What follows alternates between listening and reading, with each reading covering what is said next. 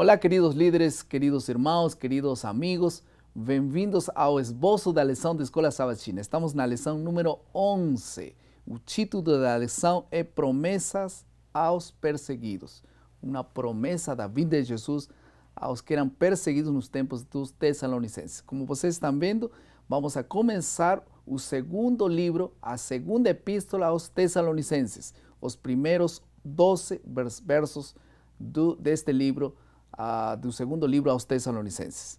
Estamos com o Dr. Rodrigo Silva. Muito obrigado por estar conosco. Para mim é um grande prazer, um grande privilégio e que a graça de Deus esteja com todos os que estão nos assistindo através da internet. Amém. Vamos orar então? Vamos fazer uma oração. Incline o seu rosto, onde quer que você esteja neste momento, e falemos com Deus. Amado Senhor, vamos novamente abrir a Tua Bíblia para recapitular a lição da Escola Sabatina. Fala-nos, Senhor, através das páginas deste livro sagrado e permita-nos, por Tua graça, colocar em prática todos os conselhos e admoestações que obtivermos deste livro. Pedimos em nome de Jesus. Amém, Senhor. Amém. Seguindo o ciclo do aprendizado, vamos começar, em primeiro lugar, com a motivação. Uma das ilhas mais isoladas do mundo é a ilha Pitcairn, que está no Oceano Pacífico. O Evangelho Adventista chegou a esta ilha no ano 1890. Desde então, os habitantes da ilha têm uma costume muito singular. Eles se aproximam da beira do mar cada manhã e eles olham para o horizonte, fazem um culto, cantam e voltam para suas tarefas do dia. Um missionário chegou e observou essa atitude deles. E ele perguntou a um deles, por que eles saem todas as manhãs? Eles responderam que quando chegou o Evangelho para eles, a primeira promessa foi que Jesus viria de manhã cedo. E a partir desse dia, eles todos os dias saem para observar e esperar a Jesus.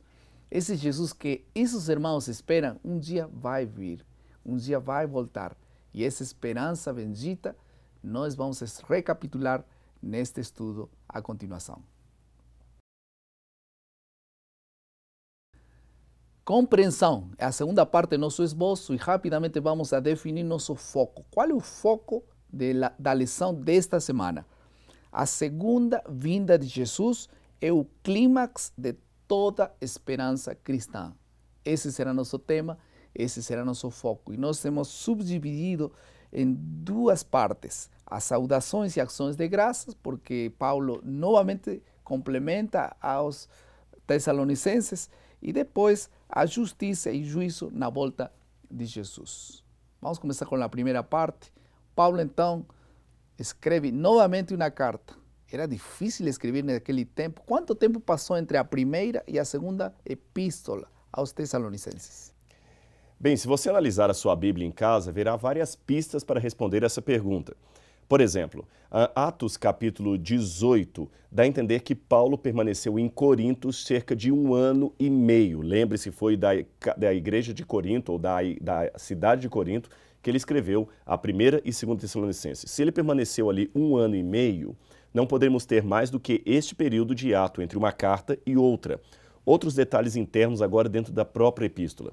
Paulo saúda os irmãos, dessa vez em companhia de Timóteo e Silas. Se eles ainda estavam em companhia de Paulo, não se passou tanto tempo assim.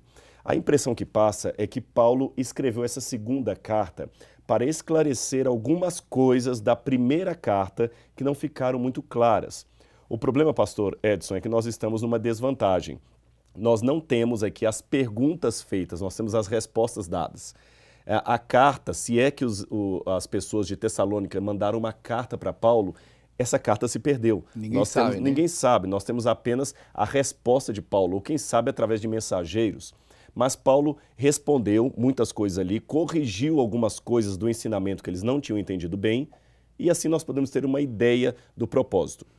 O propósito especial de Paulo era aclarar alguns elementos, alguns detalhes doutrinários em relação à volta de Jesus, ao estado dos mortos, àquela área da teologia que chamamos de escatologia. Agora, uma curiosidade para você pensar.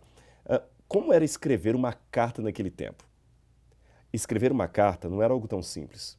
Nós chamamos as cartas de Paulo geralmente de epístolas. epístolas, até em espanhol também, não é isso? Epístola de Paulo, Sim. epístolas de Paulo. Sim. De onde vem essa palavra epístola, seja em espanhol, seja em português?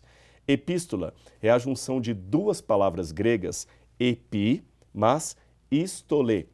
Epi, em grego, significa colocar sobre, e istolê poderia ser uma veste especial que alguém colocava para uma ocasião sui generis, ou também uma pequena sacola que os viajantes levavam junto ao seu animal, de um lado e de outro, para colocar correspondências. Então, epi, sobre, estolê, sacola, aquela sacola que ia ao lado do animal. Agora, eu poderia até saber ler ou escrever, na época de Paulo. Isto não significava que eu teria facilidade para produzir um texto. Sabe por quê? A carta era escrita num papel e o papel era muito caro. Você tinha o pergaminho e o papiro. Era muito caro ter a matéria-prima do papiro ou do pergaminho. Além disso, a tinta com a qual se escrevia era feita a partir de fuligem.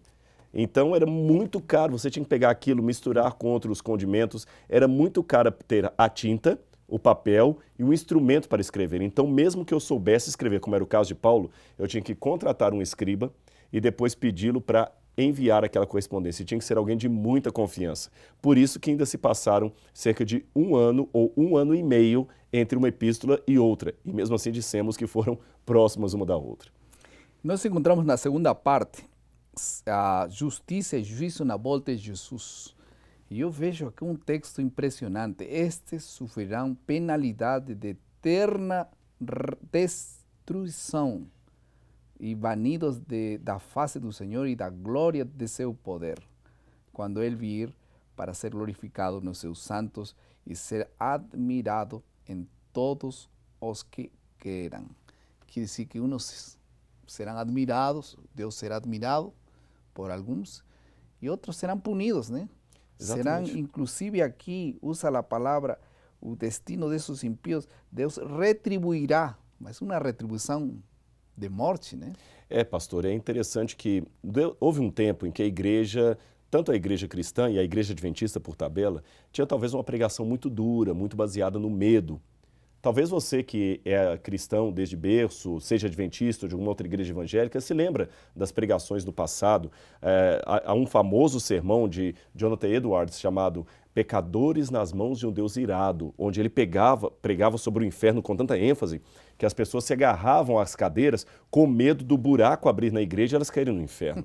E muitas pessoas só falavam do medo da perdição para convencerem os outros a aceitarem a Cristo como seu salvador pessoal. Hoje, nós tentamos resolver esse problema, mas infelizmente acabamos indo para um outro extremo. Um extremo que prega um Deus só amorável, um Deus que só tem capacidade para salvar e não destruir. Aqui está justamente o equilíbrio do Evangelho.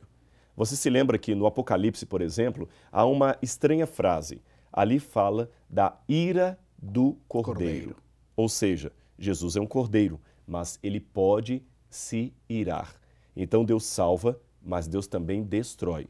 Deus está mais interessado em salvar você do que uma mãe de tirar um filho de uma casa pegando fogo. Mas Ele não manterá por toda a eternidade pecadores impenitentes. Aquela pessoa que escolher a perdição se perderá. Não pelos pecados que ela cometeu, mas pelo perdão que ela rejeitou. Maravilha, que lindo saber que nós temos oportunidades que temos que aproveitar. Vamos passar rapidamente à terceira parte do nosso esboço, que tem que ver com a aplicação.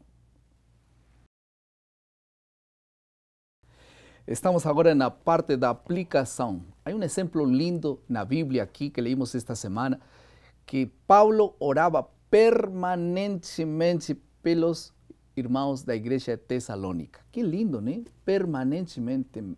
Essa oração intercessória permanente. Será que nós estamos orando uma vez por algum pedido? Algumas vezes as pessoas fazem pedidos para mim para orar e eu guardo aqui na Bíblia alguns pedidos, algumas até guardanapo fizeram.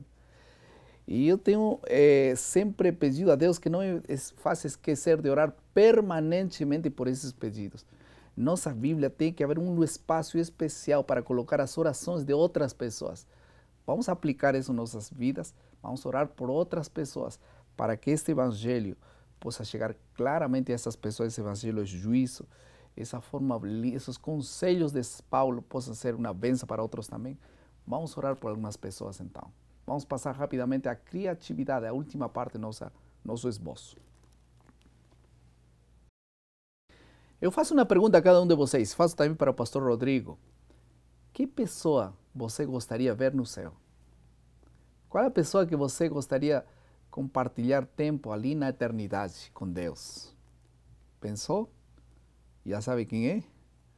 Pastor Rodrigo? Muitas pessoas. Muitas pessoas, mas escolham só uma.